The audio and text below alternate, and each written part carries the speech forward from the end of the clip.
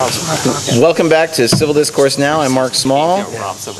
I'm Paul Ogden. And we are shooting from Indianapolis, Indiana, Broad Ripple, our backyard. It's a beautiful day. It's August 12th. I can't get the stopwatch to work, but that's just one of those things that happens. We're having a lively discussion on domestic partner. As opposed to a deadly discussion. As opposed. But I want to point out... Oh, wait a second. Our guests are City-County Councilor at Large, Zach Adamson, and also Indianapolis Attorney Jeff Cox. And we were just talking about the requirements to establish that somebody is actually a domestic partner and the possibility of fraud so they can get benefits.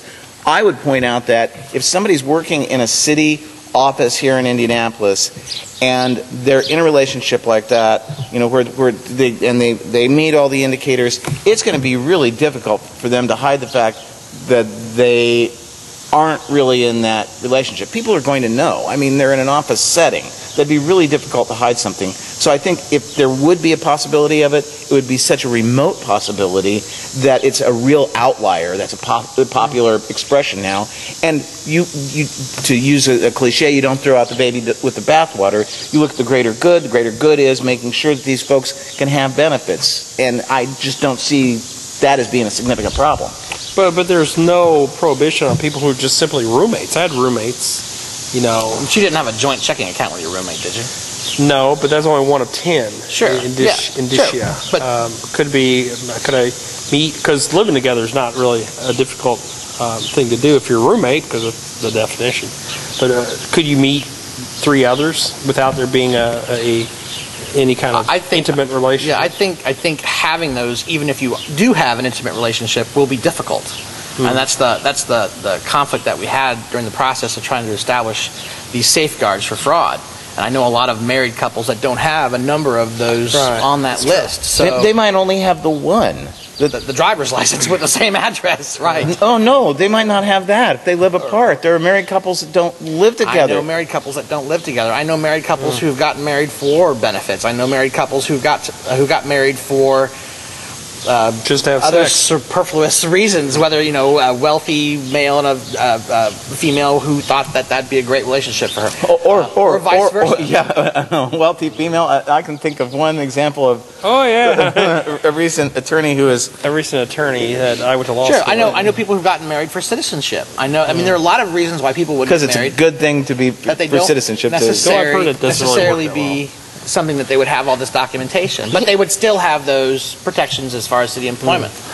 Yeah, and so I don't understand how it undermines marriage. If for example, he was saying that's what his problem was, is that the whole reason for it was brought about because gays and lesbians couldn't get married, and that reason is true. The reason how it sort of evolved is true, but the reason cities give benefits to employees has nothing to do with marriage. It has to do with the fact that benefits are a stabilizing force for couples, period, and that's a benefit to the employer, that they have stable employees. And it also attracts people to that community. Absolutely. To that employer. It attracts them. It's a magnet for better employees, and we all know that municipal employees don't make as much as their counterparts in the private sector. So benefits are just a little bit more important to public employees in that respect. That's typical in Indiana, where the government employees don't make as much as in the private sector. And so what they've done traditionally is try to make it up with better benefits, more vacation, better working conditions. Absolutely. And this is why it's a problem for people who are not married, whether you're gay or straight, is that married couples, because of these benefits in compensation or in lieu of payment or your salary, are paid more for the same job than their counterparts who are not married. And so that's why this really doesn't really have anything to do with marriage. It has to do with stable home lives and compensation for a job. Well, then why don't we take that to its logical next step? And I support gay marriage.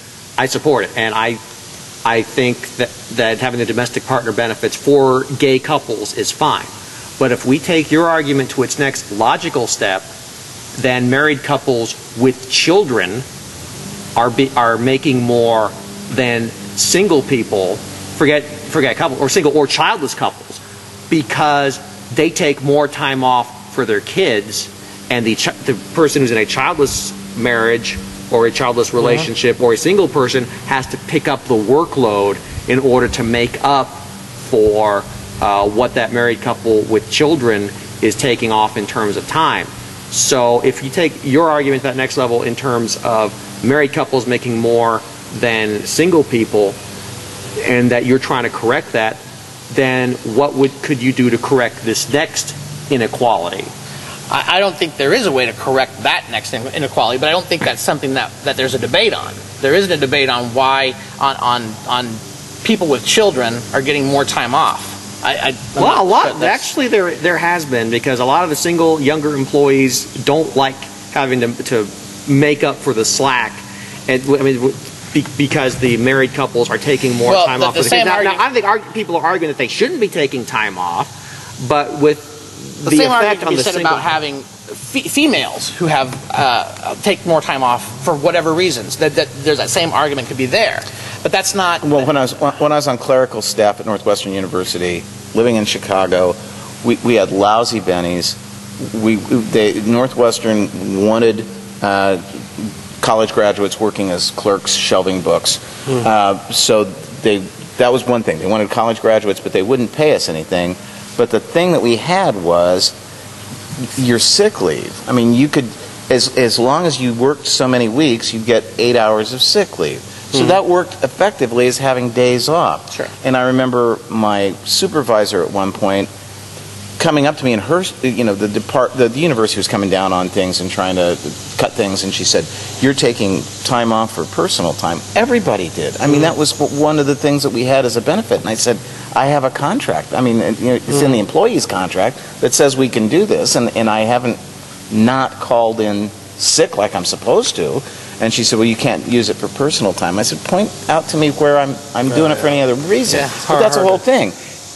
If they can't pay so much, then because there are so many employees that work for the public sector in an area, that public governmental entity can negotiate good health insurance, presumably, plans, and therefore that does draw people in. I think ultimately we don't want to get into an argument where we're letting the perfect be the enemy of the good. Yeah. This idea, and I think is an equitable balance for people who are married and unmarried. It creates that benefits package based on what we say employees should be getting. And that's the basic gist. I think the mayor has a completely different position on this about does anyone know what the mayor's position Well, the mayor has expressed that he's got concerns about extending that to opposite gendered couples, primarily because it is the belief of a number of people who've been calling him, and perhaps the mayor himself, that he feels that the jails are full of people that didn't have fathers at home. And there are people in jail who had fathers at home, and some fathers, I mean, some families without fathers are better than having particular fathers. Okay, wait, I missed this one. I missed this one. So he thinks that people who don't get married and have children are the cause of a lot of the people being in jail. I think Has he said this? I haven't heard. I think, well, I don't know that he's come out and said that those particular words. He said that he favors leaving opposite gendered couples in the domestic partnership. Because his position is the same as Jeff in mine, right? Correct? That it's okay for same-sex couples who can't get married. Yeah, but I'm not sure that that's the whole truth. I think there's some kickback on just in general, including benefits for gay people at all. How much communication do the Democrats have with the mayor? If we see him in the elevator. Okay. I was wondering how much communication does anyone have with the mayor? Well, the mayor talks to a number of people. I don't know. Ryan Vaughn. A number is two. I mean, that could. Yeah, but all I can say is I'm not one of them. Okay, you're not in his inner circle. I'm not. But I think that's unfortunate because I think it fosters an environment where we have to be adversaries rather than. I do not understand the mayor. It's a 16-13 Democratic majority, and if I were mayor, which is probably never going to happen, I'd be schmoozing the other side like you would not believe. You'd think. And I think his philosophy is that if we don't play ball with him, we're not going to get what we want out of this out of city government. But doesn't he also understand that neither is he? Yeah. And I think that's the problem with not having that open line of communication. Yeah. You've got to be able to communicate with each other, and it hasn't been there yet. Because there's a lot of issues you can work together on. Right, absolutely. So, and we do. I mean, the city council with a majority of Democrats has confirmed every single director head that he's given out. We've been very cooperative on 90% of the things that have been his initiatives. Straub is the one example of director that we were not so excited about, but And that there were also had Republicans 7 who did. Republicans And who were not going to confirm. And he's public safety 7 director. Republicans. Yeah, Well, it public was. safety. I think he's gone. Oh yeah, he left on Friday. 7 Republicans were against him. I know no fewer than 7. I know a couple Democrats, I think, were supporting him. Yeah, but at the same time, I think I knew of 2 that were considering. There's one I was talking to a lot then, apparently. Yeah. So. There were 2 that were considering it, and there were 7 Republicans who were doing it. So losing two Democrats would give you a majority if he had all the Republicans. Yeah. Okay, But so he didn't. tomorrow night there's going to be a vote on the domestic partnership ordinance. Right. And what ordinance number is it? It is 213. Okay. Do you have a sense of what the vote is going to be? I anticipate it passing with a supermajority. Which means it could 20 or override, more. override the governor's veto. Of the Not governor's, mayor's. mayor's. Veto. Somebody else did that the other day, and I said, don't give him any ideas. The That's mayor's like, veto. That's like Mitt Romney naming his running mate his man who's going to be the next president of the United States. And And that was thing, I have it on my phone. I was videotaping it. did he know something about his health? I guess. But I don't know. Is there something we should all know? But they also have to be able to vote twice on it, once to pass it and once to override a veto. And I don't know that we have. Yeah, they may back out. Some of the Republicans may back out if they have to override the mayor. Yeah. So it's not a slam dunk. It's not a slam dunk. But again, this is.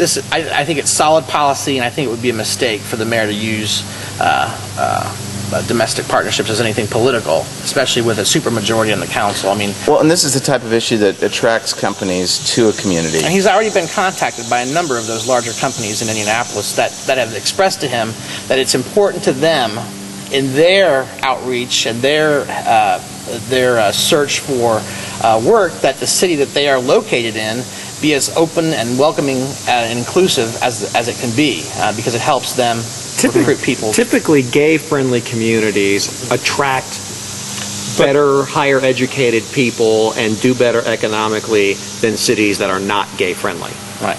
But this is not just about same-sex marriage. No. It's about, But it's a symbol. It's a symbol of... And you and I go back to the...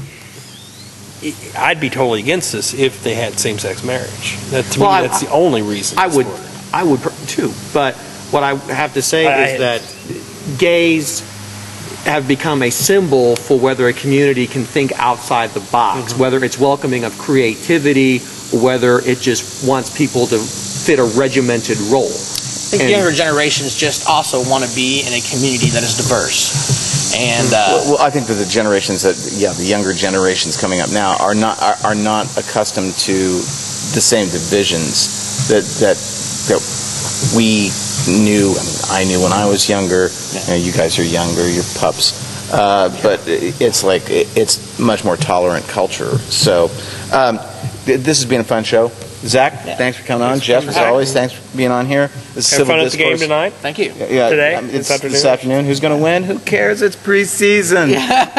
Are you playing a quarter? I'm not sure how They may call you in. Yeah. I mean, they're really looking for new people. They got like 3 backups. All right. Thanks for tuning in. Civil Discourse Now. We'll see you back next week. Take care. Gas cylinders and dynamite. And that's what you were